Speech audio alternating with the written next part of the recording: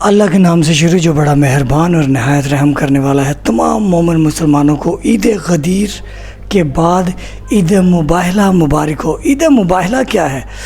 قرآن پاک کا ایک واقعہ ہے جس میں مباہلہ ہوتا ہے۔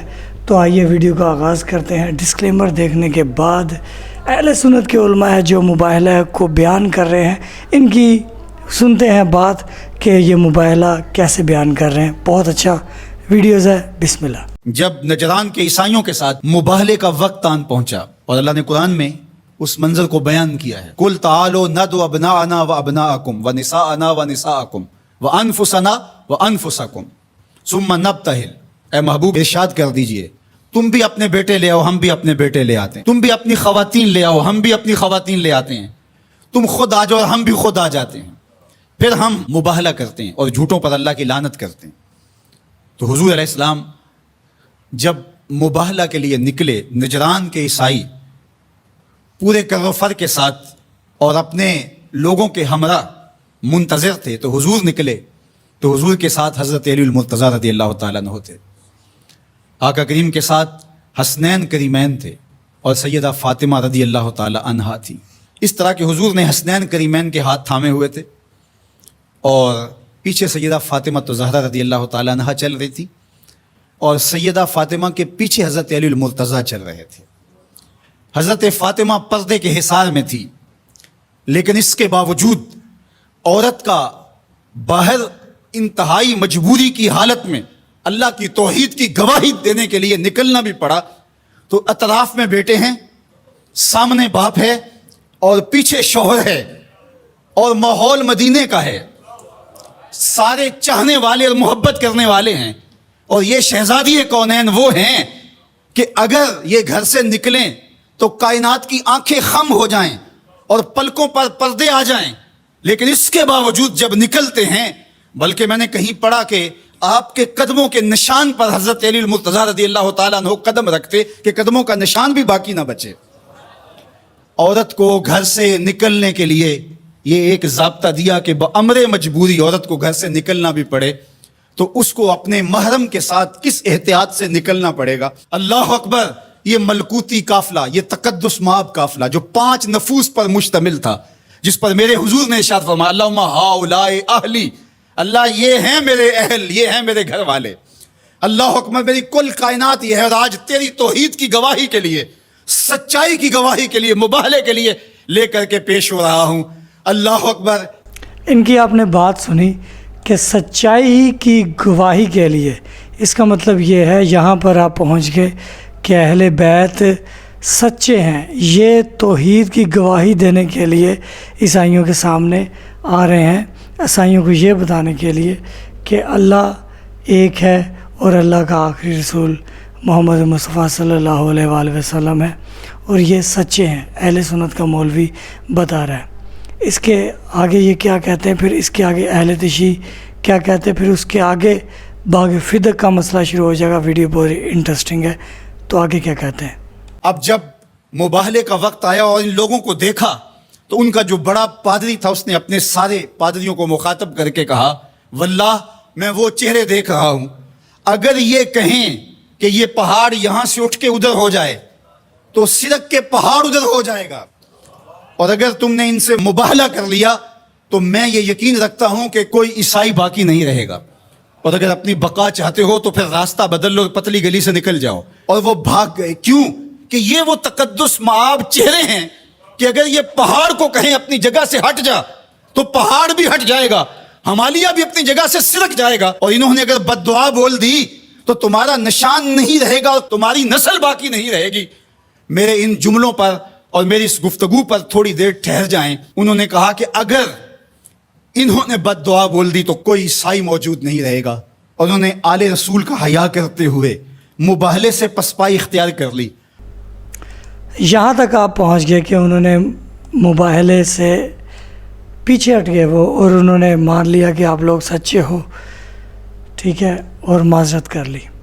ابھی اہل تشیع کے علامہ ناصر صاحب کیا فرماتے ہیں، یہی مباہلے کی بات ہے، ساری باتیں یہی ہیں، لیکن آگے ایک نیا پہلو کھل رہا ہے، اس پر توجہ کرنی ہے آپ نے۔ بسم اللہ۔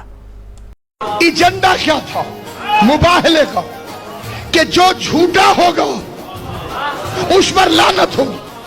اللہ نے لعنت بھیج دی, عیسائیوں نے وصول نہیں کی. بتاؤ کہاں گئی؟ میں ابھی کھرا ڈھونڈ کے دیتا ہوں تمہیں لعنت کا. اللہ نے بھیجی, عیسائیوں نے لی نہیں. لعنت تھی اس کے لیے جو پنجتن کے مقابلے پر آئے, عیسائی مقابلے سے ہٹ گئے. تلاش کرو لعنت گئی کہاں. نبی کے دنیا سے جانے کے بعد زہرا کسی دربار میں گئی, اس نے گواہ مانگے, بطول نے وہ گواہ پیش کیے جو مباہلے میں گواہ تھے, اس نے گواہوں کو جھٹلایا.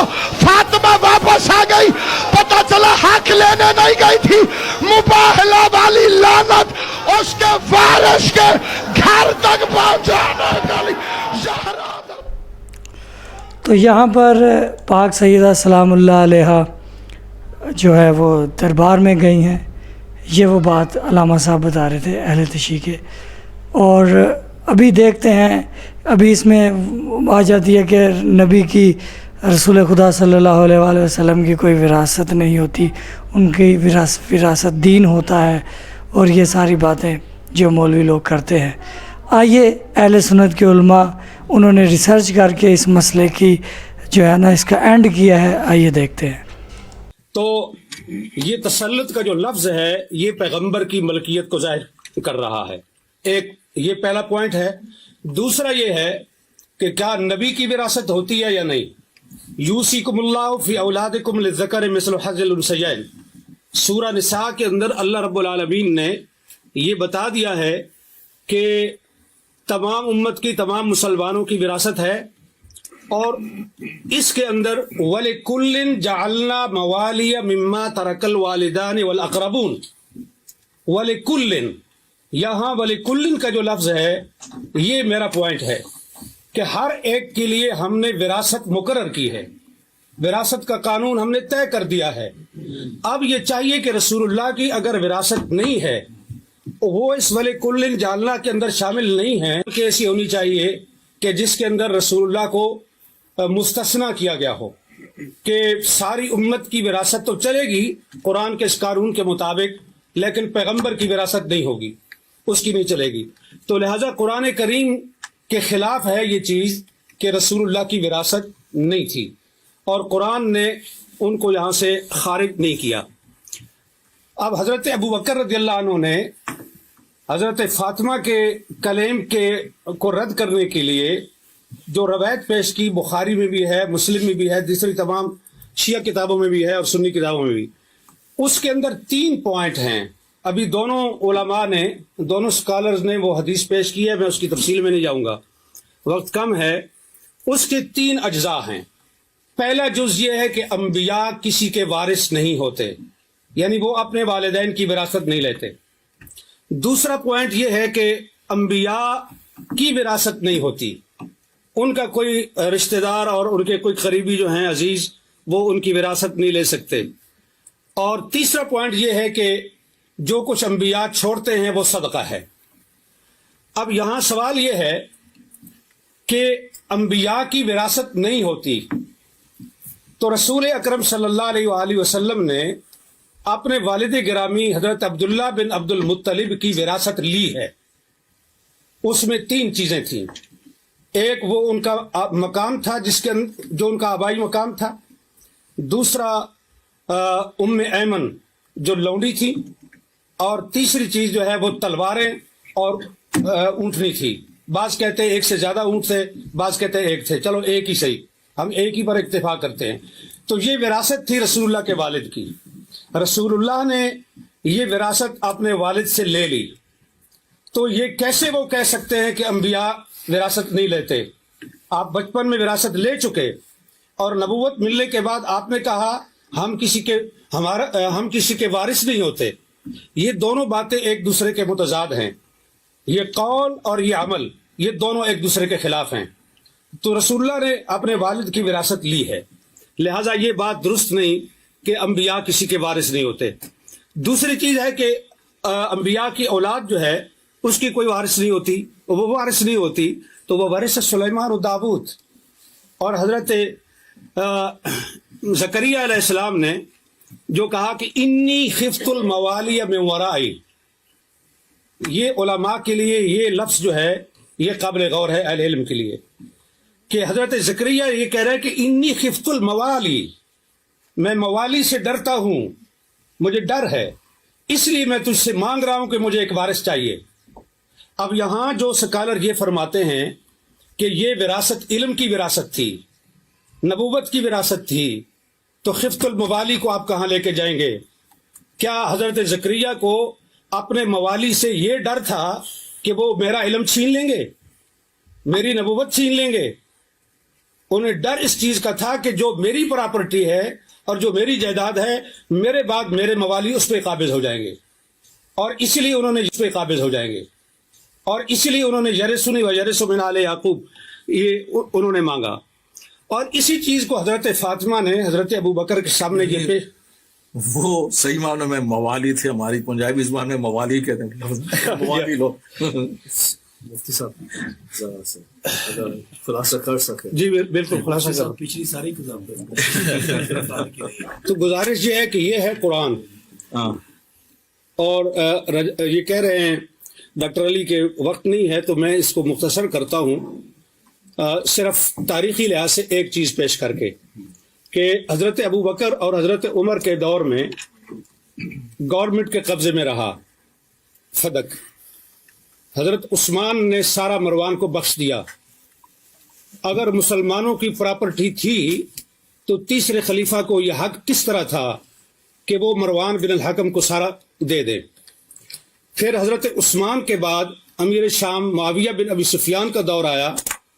उन्होंने हज़रत उस्मान के बेटे और हज़रत इसको मरवान को और अपने बेटे को, इन तीन के दरमियान फदक को तकसीम किया जनाब मुआविया बिन अबी सुफियान ने। उमर बिन अब्दुल अजीज़ आए, उन्होंने ये, और फिर मरवान ने ये जायदाद विरासत के तौर पर उसकी औलाद को पहुंची, अब्दुल अजीज़ बिन मरवान को, और उसके ज़रिए से हज़रत उमर बिन अब्दुल अजीज़ तक पहुंची। उमर बिन अब्दुल अजीज़ ने सारा फदक जो है वो औलाद फातिमा को वापस किया, ये कह करके कि ये इनका हक है, इनके साथ ज्यादती हुई है। अब सवाल ये है कि फैसला हज़रत अबू बकर का दुरुस्त था, फैसला हज़रत उस्मान का दुरुस्त था, फैसला उमर बिन अब्दुल अजीज़ का दुरुस्त था, और उसके बाद की तारीख इन्होंने बता दी। ये मामून रशीद तक पहुँचता है, और मामून के बाद फिर हुकूमत के कब्ज़े में आया, और फिर आज तक बनु फातिमा को वो वापस नहीं मिल सका। तो जी ये आपने वीडियोस देखी, जहनों को वापसी ले चले। जो मुबाहले पर हमारी वीडियोस का आगाज़ था कि मुबाहलों पर यह फ़ैसला होना था कि सच्चे कौन है, तो रसूल पाक सल्लल्लाहु अलैहि वसल्लम पंजतन को ले गए, ख़ुद भी चले गए तो पंजतन पाक बन गए। तो यहाँ से कुरान पाक ये बताता है कि पंजतन के मुकाबले में जो भी आएगा वो सच्चा नहीं, झूठा होगा।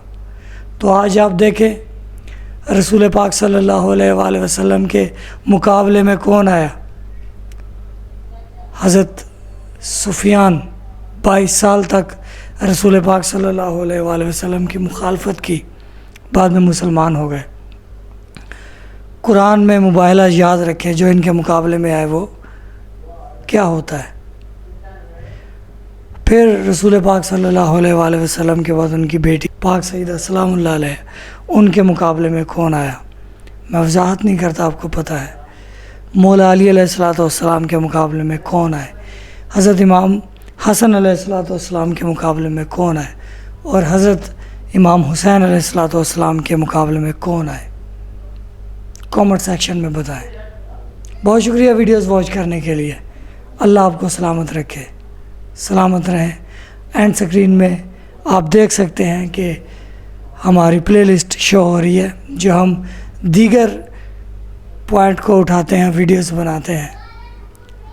अल्लाह आपको सलामत रखे। एंड स्क्रीन में लाजमी देखिएगा।